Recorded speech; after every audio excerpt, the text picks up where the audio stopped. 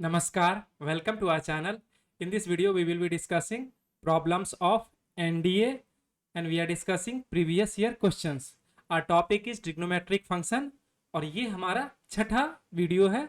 Last video में हम लोग 56 तक के प्रॉब्लम का डिस्कशन करे थे। अभी इस वीडियो में हम लोग इससे आगे के प्रॉब्लम का डिस्कशन करेंगे। तो चलिए शुरू करते हैं। ये हमारा आज का पहला प्रॉब्लम है और प्रॉब्लम में कह रहा है if tan x is equal to -3/4 and x is in the second quadrant. x अगर सेकेंड क्वाड्रेंट में है तो डेफिनेटली जो है वो tan x जो होगा वो निगेटिव होगा। Then what is the value of sin x into cos x। तो हम लोग क्या करते हैं, tan x is equal to -3/4 लिख लेते हैं। ठीक है, इस चीज को हम थोड़ा सा अगर अलग तरीके से सोचे, sin x into cos x, इसको हम लोग लिखते हैं हाफ और 2 sin x into cos x। तो हाफ और ये हो जाएगा sin 2x और sin 2x को हम tan में अगर डायरेक्टली लिखना चाहें तो हो जाएगा ये क्या 2 tan, ये हो जाएगा 2 tan x upon 1 plus tan square x। इसमें अगर हम अपने वैल्यू को सब्स्टिट्यूट करते हैं 2 इंटू टेन एक्स का वैल्यू हो जाएगा -3/4 और नीचे में क्या हो जाएगा 1 प्लस -3/4 का होल स्क्वायर।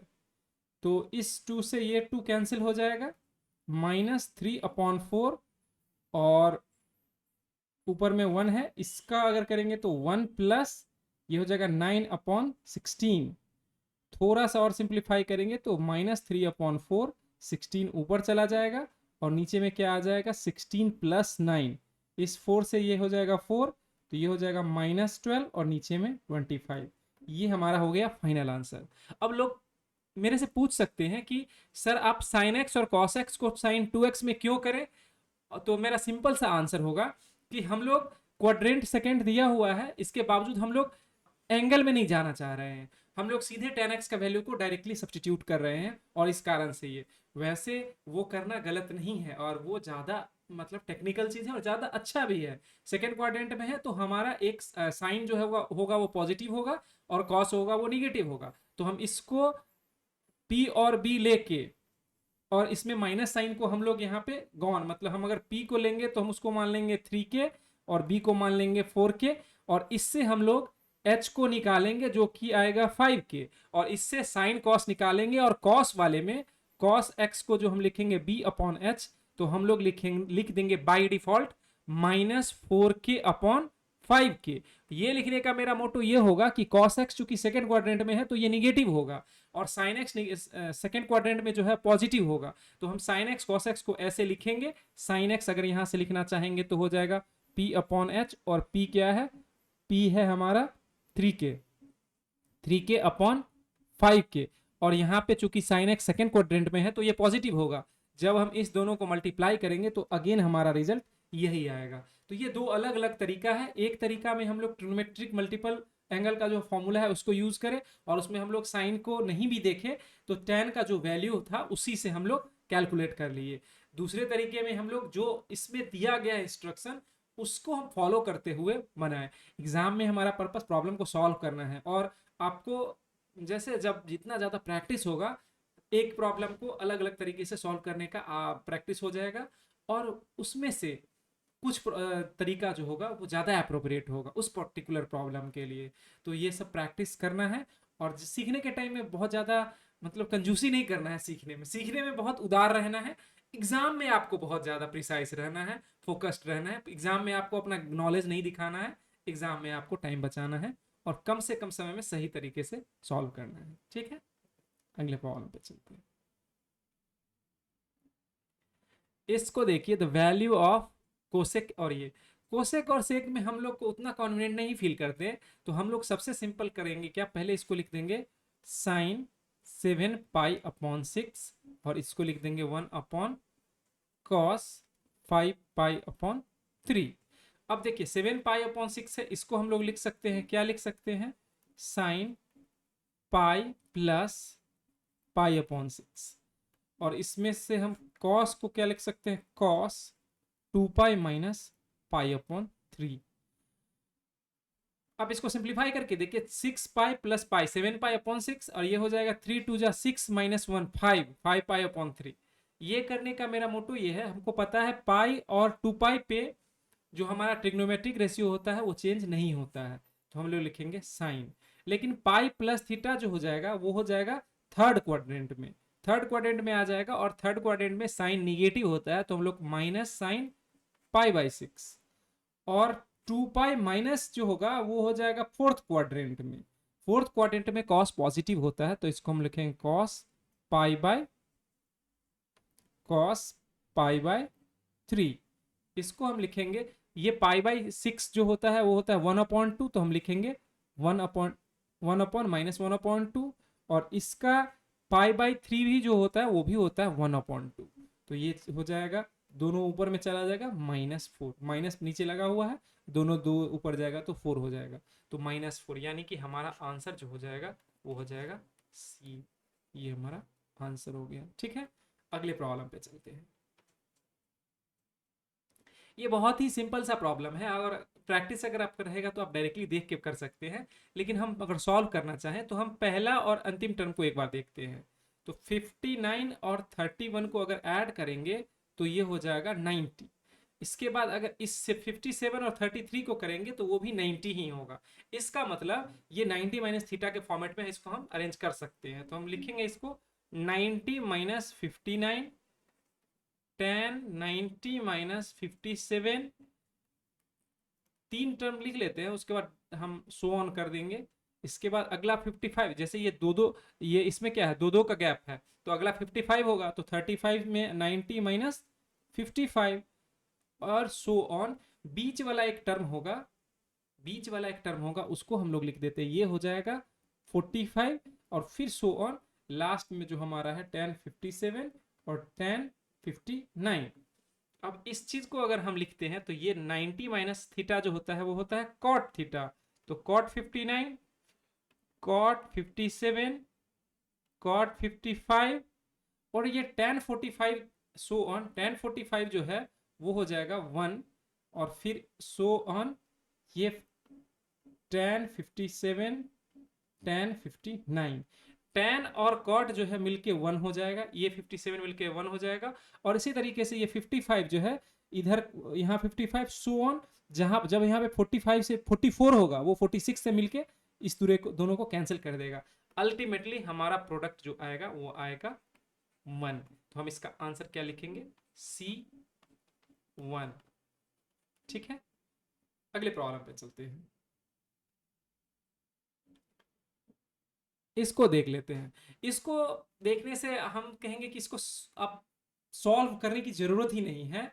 आप साइन 26 और 66 है, हमको पता है sine 90 minus theta is equal to cos theta.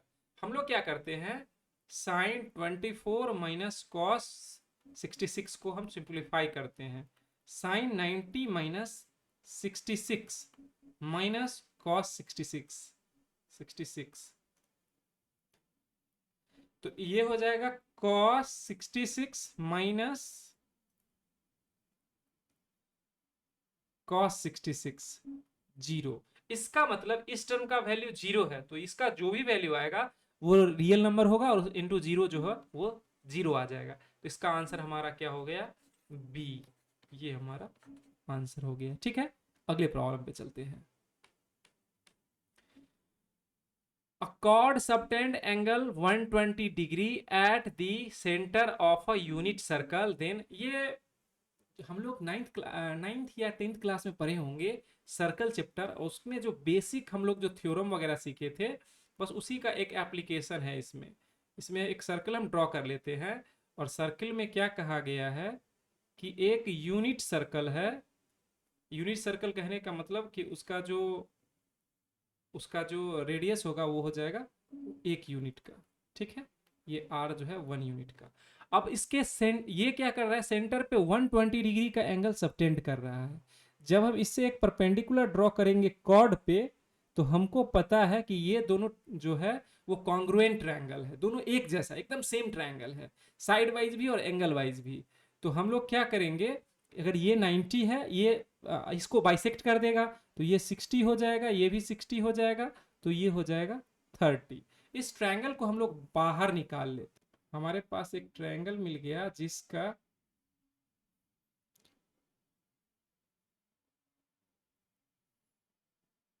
जिसका ये हाइपोटेनस जो है वो 1 यूनिट का है, ये एंगल 60 है और ये भी एंगल 60 है, तो ये एंगल हो जाएगा 30। अब हमको क्या पूछ रहा है, हमसे पूछ रहा है लेंथ ऑफ द कॉर्ड, और हमको ये भी पता है कि ये बराबर है, तो हम लोग अगर इसका नोमेनक्लेचर करते हैं ओ ए बी और इसको सी मान लेते हैं, तो हम लोग अगर इसी ट्रायंगल में देखें cos 30 degree is equal to B C upon O B, B C हमको निकालना ही है, तो B C is equal to O B into cos 30 degree, O B है 1 यूनिट और cos 30 होता है √3/2, तो बी सी जो हो गया ये हो गया, कॉर्ड जो है वो है A B is equal to 2 BC is equal to 2 into √3/2, 2 से 2 कैंसिल हो गया, ये क्या हो जाएगा √3 यूनिट। यूनिट इसलिए, यूनिट्स ये इसलिए कि जितना यूनिट का रेडियस रहेगा, अगर रेडियस सेंटीमीटर में रहेगा तो ये भी सेंटीमीटर में रहेगा, ये अगर मीटर में रहेगा तो वो भी मीटर में रहेगा, इसीलिए यूनिट, जब यूनिट को स्पेसिफाई नहीं किया जाता है तो ऐसे ही जनरलाइज करके छोड़ दिया जाता है। तो ये हमारा हो गया आंसर, तो ऑप्शन नंबर हमारा हो गया डी, डी हमारा सही आंसर है। ठीक है, हम लोग बचपन में एक कंसेप्ट सीखे थे और उसका एप्लीकेशन अभी हमको हो रहा है। ठीक है, अगले प्रॉब्लम पे चलते हैं।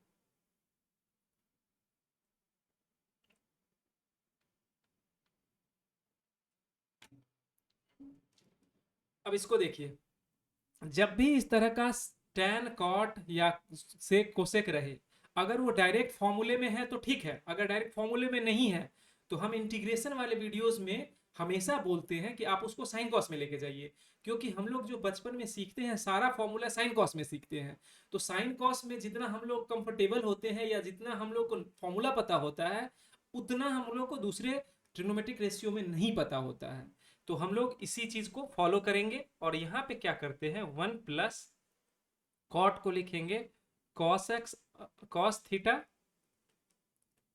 Upon sine theta minus 1 upon sine theta, और इधर लिखेंगे 1 plus sine theta upon cos theta plus 1 upon cos theta. अब इसको एक साथ करते हैं, पहले सिंप्लीफाई कर लेते हैं, नीचे में ये हो जाएगा साइन थीटा, ऊपर में हो जाएगा sign theta plus cos theta minus 1, और इसमें क्या आ जाएगा cos theta plus sine theta plus 1 upon cos theta.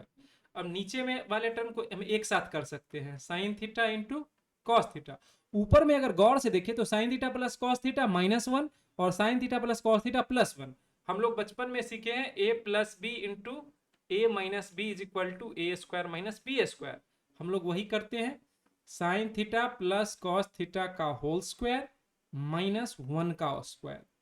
पहले टर्म को हम लिखेंगे तो हो जाएगा sine square theta plus cos square theta plus 2 sign theta cos theta -1 upon sine theta cos theta. हमको पता है इसका वैल्यू 1 होता है, तो हम चाहे तो इसको हम कैंसिल कर देंगे 1 से, तो हमारे पास क्या आ गया 2 sign theta cos theta upon sine theta cos theta. अब इससे इसको कैंसिल करेंगे तो हमारे पास क्या आ जाएगा 2, ये हमारा हो गया फाइनल आंसर, तो ऑप्शन नंबर बी जो है हमारा सही आंसर है। ठीक है, अगले प्रॉब्लम पे चलते हैं, इसको देख लेते हैं। इसमें सबसे हम लोग को एक फॉर्मूला पता है, 1 प्लस टेन स्क्वायर थीटा जो होता है वो होता है सेक स्क्वायर थीटा, और 1 प्लस कॉट स्क्वायर थीटा जो होता है वो होता है cosec square theta, minus 1 minus tan theta, और चूंकि 1 माइनस टेन नीचे ऊपर में दिख रहा है तो हम इसको लिख सकते हैं 1 अपॉन टेन थीटा और इसका स्क्वायर। सेक स्क्वायर को हम लोग लिख सकते हैं 1 अपॉन कॉस स्क्वायर थीटा, और कोसेक को हम लोग लिख सकते हैं 1 अपॉन साइन स्क्वायर थीटा।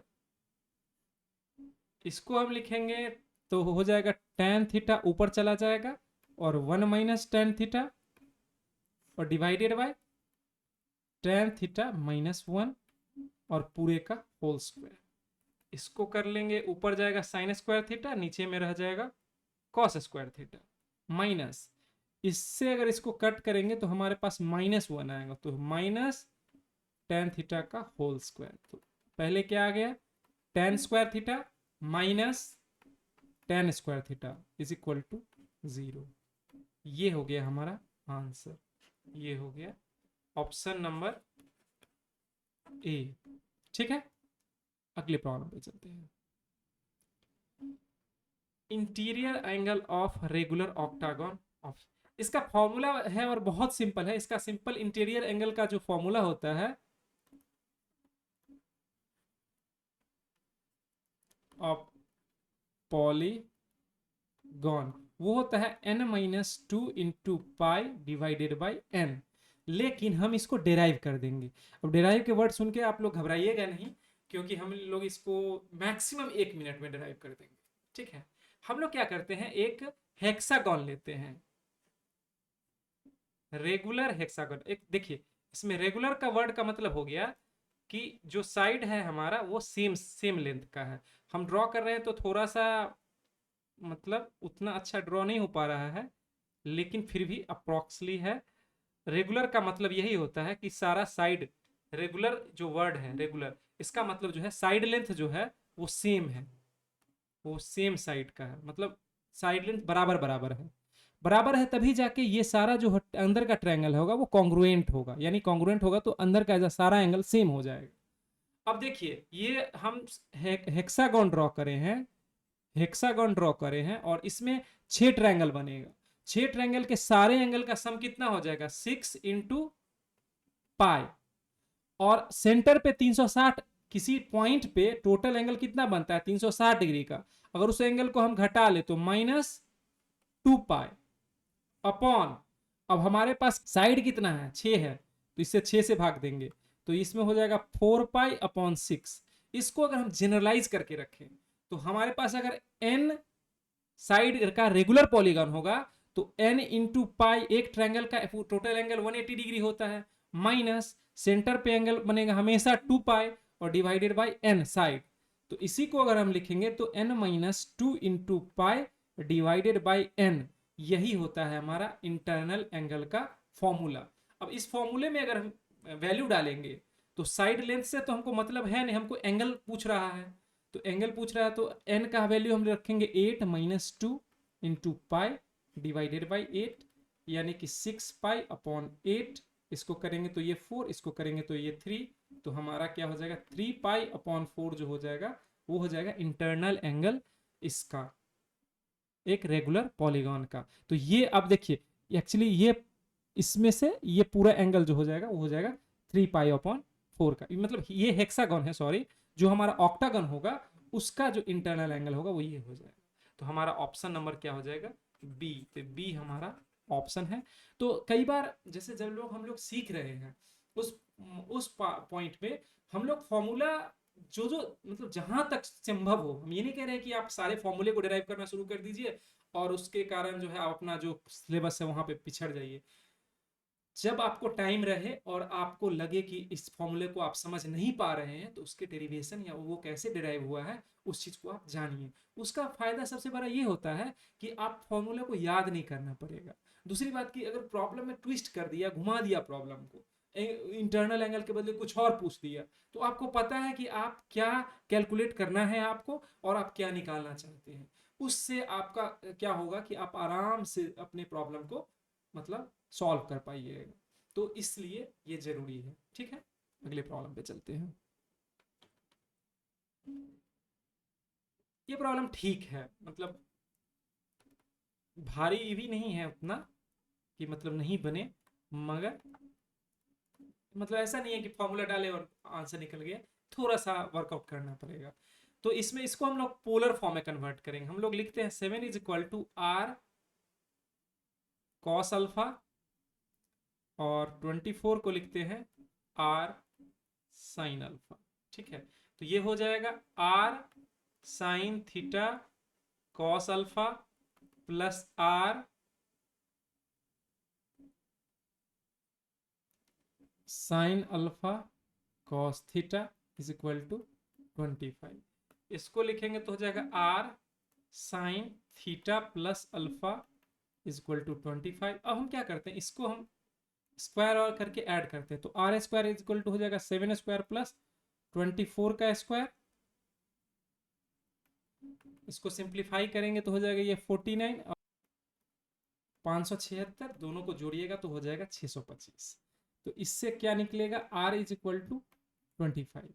अगर हम यहाँ पे r 25 डालते हैं तो sine theta plus alpha is equal to 25, तो sine theta plus alpha is equal to 1। इसको हम लोग लिख सकते हैं साइन पाई बाई 2। इसका मतलब थीटा प्लस अल्फा जो आ गया वो पाई बाई 2 आ गया। हमसे पूछा क्या जा रहा है, साइन थीटा, तो थीटा को हम लोग लिख सकते हैं pi by 2 plus pi by 2 minus alpha. अब हम क्या करते हैं, जो हमसे पूछा गया है वो हम निकालते हैं। हमसे पूछा गया है sign theta plus sine cos theta, इसको लिखेंगे तो sine pi by 2 minus alpha plus cos pi by 2 minus alpha, ये हो जाएगा कॉस अल्फा, ये हो जाएगा साइन अल्फा। अब यहाँ पे देखिए साइन अल्फा आर का वैल्यू तो हमको पता चल गया है, तो साइन अल्फा क्या हो जाएगा 24/25। ये कॉस अल्फा पहले है तो कॉस अल्फा पहले है तो कॉस अल्फा क्या हो जाएगा 7/r यानी कि 7/25, और साइन अल्फा क्या हो जाएगा 24/25। दोनों को ऐड करेंगे तो हो जाएगा 21/25। तो ये हमारा हो गया आंसर 31/25। तो ये हमारा हो गया final answer, option number D. ठीक है, अगले प्रॉब्लम पे चलते हैं।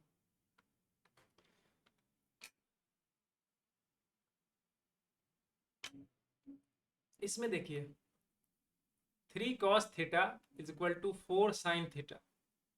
इसमें हम लोग साइन कॉस को एक तरफ करते हैं, कॉस को इधर ले आते हैं, तो क्या हो जाएगा 4 sin theta upon cos theta is equal to 3। इस 4 को उधर कर देते हैं तो tan theta is equal to 3/4। अब हमको क्या दिया गया है, हमसे पूछा जा रहा है tan 45 प्लस थीटा। इसको अगर हम लिखेंगे तो हो जाएगा tan 45 plus tan theta divided by 1 minus tan 45 into tan theta. इसमें आप सारा वैल्यू सब्सटीट्यूट करेंगे तो 1 plus 3/4 divided by 1 minus 1 into 3/4। इसको करेंगे तो हो जाएगा 7/4, और नीचे में क्या आ जाएगा 4 माइनस 3, और ऊपर में चला जाएगा 4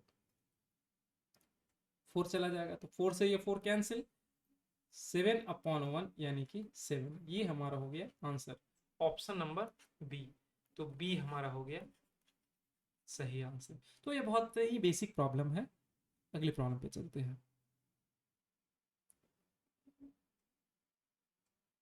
tan a is equal to इतना कॉस, हम लोग को एक दिया हुआ है tan a is equal to 1/7। Cos 2a का हमको फॉर्मूला पता है 1 minus tan square a divided by 1 plus tan square a। अगर हम इसको वैल्यू इसमें सब्स्टिट्यूट करते हैं तो 1 माइनस 1/7 का whole square divided by 1 plus 1/7 का होल स्क्वायर, ये हो जाएगा 1 माइनस 1/49, ये हो जाएगा 1 प्लस 1/49, तो ये हो जाएगा 49 माइनस 1/49 इंटू 49 ऊपर और 49 प्लस 1, ये कैंसिल हो गया 48/50, ये हो गया 24/25। तो हमारा ऑप्शन नंबर ए हो जाएगा इसका आंसर। ठीक है, अगले प्रॉब्लम पे चलते हैं। हाँ, ये थोड़ा सा इसमें टेक्निकल चीज है और इसको थोड़ा सा ध्यान से देखना है। मतलब ये भी आसान ही है, लेकिन इसमें थोड़ा सा नॉलेज, इसमें मतलब हमको बोलने का मौका मिलेगा। सिंपल शब्दों में कहें तो sign x is equal two plus minus √3/2। ये हमको इस इक्वेशन से आया, लेकिन हमको साथ में ये भी दिया गया है कि 0 से लेके x पाई के बीच है। अगर ऐसा है तो sine x can not be √3/2। क्यों नहीं होगा? क्योंकि ये है फर्स्ट और सेकेंड क्वाड्रेंट का एंगल है, और फर्स्ट और सेकेंड क्वाड्रेंट में साइन एक्स पॉजिटिव हमेशा होता है। इसका मतलब क्या होगा कि साइन एक्स जो है वो सिर्फ और सिर्फ √3 होगा। ठीक है, अब हम लोग के पास क्या है, tan3। इससे हम लोग क्या करते हैं, एक्स का वैल्यू निकालते हैं, तो एक्स हो जाएगा π/3। अब हमारे पास क्या है, tan3x, तो हो जाएगा tan3 इंटू π/3। इससे ये कटा, tan पाई का मतलब सिंपली हम लिख सकते हैं 0, या लिख सकते हैं sin π/cos पाई, और sin पाई 0 होगा तो नीचे में -1 आएगा, उससे कोई दिक्कत नहीं है। तो ये हमारा आंसर हो गया सी, इसका आंसर हो गया सी। ठीक है, अगले प्रॉब्लम पे चलते हैं। Let the equation this is equal to p have a solution where p is positive real number. What would be the smallest value of p?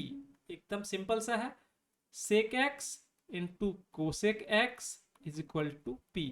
जब भी स्मॉलेस्ट और लार्जेस्ट वैल्यू अगर पूछा जाए, अगर हमारा ट्रिग्नोमेट्रिक जो रेशियो है अगर वो सिंगल टर्म में रहे, साइन में, कॉस में, टैन में, या किसी साइन में, कॉस में प्रेफरेबली, तो हमको उसका मैक्सिमम मिनिमम वैल्यू निकालना बहुत इजी हो जाता है। हम लोग ये क्या करते हैं, इसको साइन कॉस में ले जाते हैं, cos x into sine x is equal to P. हम इसको क्या करते हैं, उल्टा कर लेते हैं, पी को इधर ले आते हैं, 1/p, ये हो गया sine x into cos x, दोनों तरफ 2 से मल्टीप्लाई कर देते हैं, तो ये हो जाएगा sine 2x is equal to 2/p, sorry sine 2x is equal to 2/p।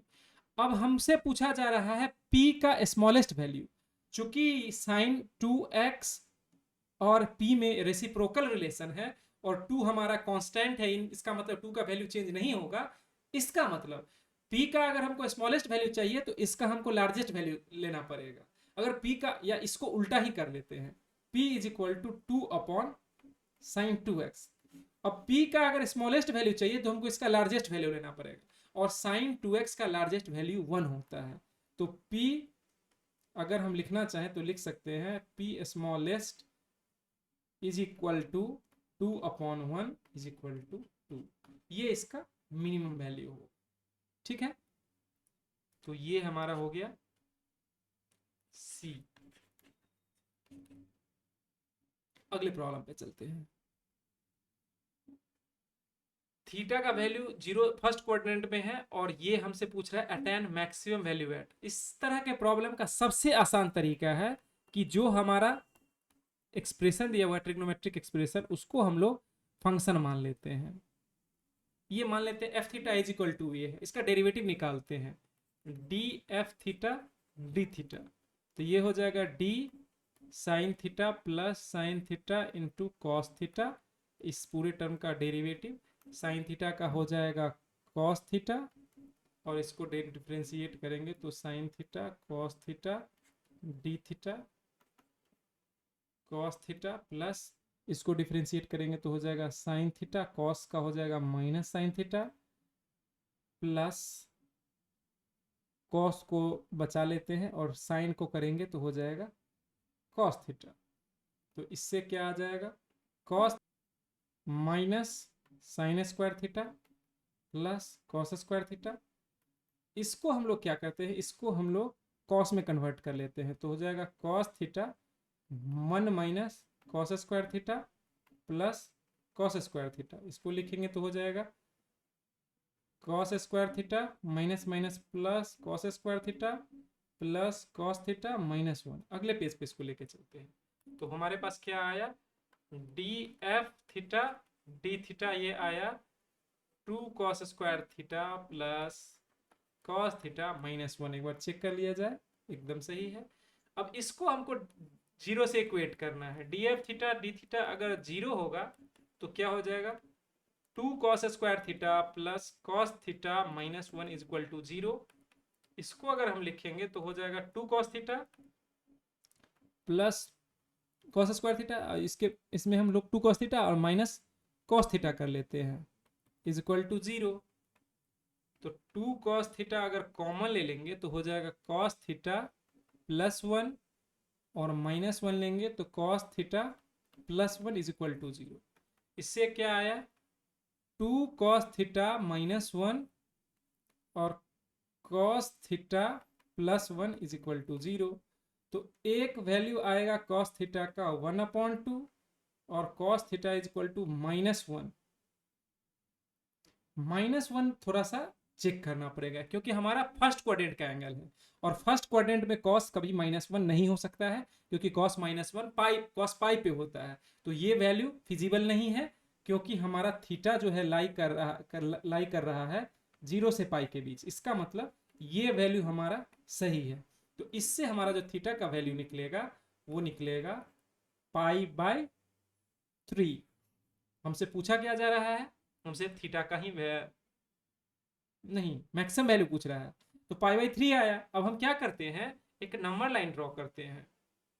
Number line draw करें और उसमें हमारा जो थीटा हमारा एंगल जो है वो तो 0 से π/2 का ही एंगल है और हमारा जो क्रिटिकल पॉइंट आया जहां पे डेरिवेटिव हमारा 0 हुआ है वो π/2। दो तरीका है, इसको सेकंड डेरिवेटिव से भी चेक कर सकते हैं लेकिन ये आसान तरीका हमको लगता है और ये आप भी शायद इसको समझेंगे। तो हम क्या करते हैं, जो हमारा एक्सप्रेशन आया था वो आया था ये टर्म, इसको हम लोग वहां लिखते हैं। क्या आया है 2 cos थीटा -1 और cos थीटा +1, ये हमारा एक्सप्रेशन है। π/3 पे ये 0 हो रहा है। अगर हम इसके लेफ्ट में कोई वैल्यू ले यानी ये 60 डिग्री है, हम π/6 डाल के देखते हैं। π/6 पे क्या आ जाएगा 2 इंटू √3/2 -1 और इधर तो √3/2 +1। तो इससे करेंगे तो √3 -1 ये पॉजिटिव है और ये भी पॉजिटिव है तो इसका प्रोडक्ट क्या आ जाएगा पॉजिटिव। और अगर इससे आगे अगर हम इस तरफ कोई वैल्यू लेते हैं 90 और 60 के बीच में, तो जैसे ही हम लोग √3 से बड़ा वैल्यू अगर 60 से बड़ा कोई वैल्यू चूज करेंगे तो ये वाला टर्म जो है वो छोटा हो जाएगा और ये टर्म निगेटिव आ जाएगा और ये पॉजिटिव, तो इसका साइन आ जाएगा निगेटिव, यानी कि ये हमारा मैक्सिमा का पॉइंट है। ठीक है, और मैक्सिमा का पॉइंट है तो हमारा कौन से पॉइंट क्या बोल रहा है कि ये अटेन किस वैल्यू पे करेगा, तो ये π/3 पे करेगा। तो हमारा पॉइंट आ गया ये। एक बहुत अच्छा तरीका है मैक्सिमम मिनिमा का पॉइंट याद रखने का। आप ओरिजिन के बारे में हमेशा सीखते हैं, ये एक्स एक्सिस है, ये वाई एक्सिस है, ये ओरिजिन है, इधर पॉजिटिव इधर निगेटिव। आप दिमाग में सेट करके रखिए कि ओरिजिन जो है वो मिनिमा का पॉइंट होता है। अब ऐसा होता नहीं है, याद करने के लिए कि ओरिजिन के दाहिने में पॉजिटिव बाएं में निगेटिव, तो ये मिनिमा का पॉइंट होता है। तो इससे आप हमेशा डिस्टिंग्विश कर पाइएगा कि अच्छा ओरिजिन में वैसा होता है तो हम लोग दूसरे जगह पे कैसे होगा। ठीक है, अगले प्रॉब्लम पे चलते हैं।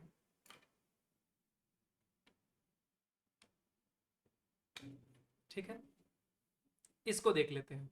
0 से π/2 के पीछे sine a plus B is equal to 1 और a minus B 2 sine a minus B is equal to 1। ठीक है, अब हम लोग क्या कर, हमसे क्या पूछ रहा है, then what is the value of tan a tan b, tan a is two tan b। इसका एक सिंपल सा आप हम लोग कर सकते हैं कि tan a is two tan b, इसको लिखते हैं sin a cos a, इसको लिखेंगे sin b और ऊपर में भेज देंगे cos b। ठीक है, हमसे ये पूछा जा रहा है और अगर हम इसको सिंप्लीफाई करते हैं तो इससे हमको डायरेक्टली, हम चाहेंगे तो एंगल भी निकाल सकते हैं लेकिन एंगल निकालने से ज़्यादा अच्छा रहेगा कि हम इसको sine A cos B plus cos A sine B is equal to 1 और इसको लिखेंगे तो इसको हाफ उधर कर देते हैं तो ये हो जाएगा sine A cos B minus cos A sine B is equal to half. दोनों को अगर ऐड करेंगे तो हमको मिल जाएगा 2 sine A cos B is equal to 3/2। ये इसको मान लेते हैं 1, नहीं इसको मान लेते हैं a, इसको मान लिए 1 और इसको मान लिए। हम सिंपली क्या करें, इसको साइन ए प्लस बी का फॉर्मूला लगा दी, इसमें साइन ए माइनस बी का फॉर्मूला। दोनों को जब घटाएंगे तो हो जाएगा 2 cos a sine B is equal to half. अब हम क्या करते हैं, दोनों का रेशियो निकाल लेते हैं। तो ऊपर में आ जाएगा, जब इस दोनों का रेशियो निकालेंगे तो वो हो जाएगा सिंपली 3/2 डिवाइडेड बाय, इस दोनों का जब रेशियो निकालेंगे तो हमको क्या मिलेगा, sine A cos B upon cos A sine B is equal to 3/2, और 2 ऊपर चल जाएगा 1, 2 2 कट जाएगा, 3:1। यही चीज हमको निकालने के लिए कह रहा है, तो इसको हम लोग डायरेक्टली लिख देंगे 3:1। ये हमारा हो गया आंसर। तो ये फाइनल आंसर हो गया, ठीक है। इसके बाद ये हमारा आज का लास्ट प्रॉब्लम होगा। साइन, एकदम सिंपल सा प्रॉब्लम है, sine C plus sine D वाला फॉर्मूला लगाना है। Sine x sine y is equal to cos x plus cos y. इसको लिखेंगे तो हो जाएगा 2 sine x plus y upon 2 into cos x minus y upon 2। ये हो जाएगा 2 cos x plus y upon 2, और ये हो जाएगा cos x minus y upon 2। ये 2 से 2 ये कैंसिल हो जाएगा, कॉस एक्स माइनस वाई ये कैंसिल हो जाएगा। साइन वाला दोनों एक तरफ आएगा, sine x plus y upon 2 divided by cos x plus y upon 2 is equal to 1, implies that tan x plus y upon 2 is equal to 1। ये हमारा हो गया आंसर। तो इसमें पूछ रहा है हमको, ये ऑप्शन नंबर ए सही आंसर हुआ, ठीक है। Thank you for watching this video. हमारे चैनल के साथ जुड़े रहिए, हमारे चैनल को लाइक कीजिए, सब्सक्राइब कीजिए, शेयर कीजिए, मैथमेटिक्स सीखते रहिए। Thank you.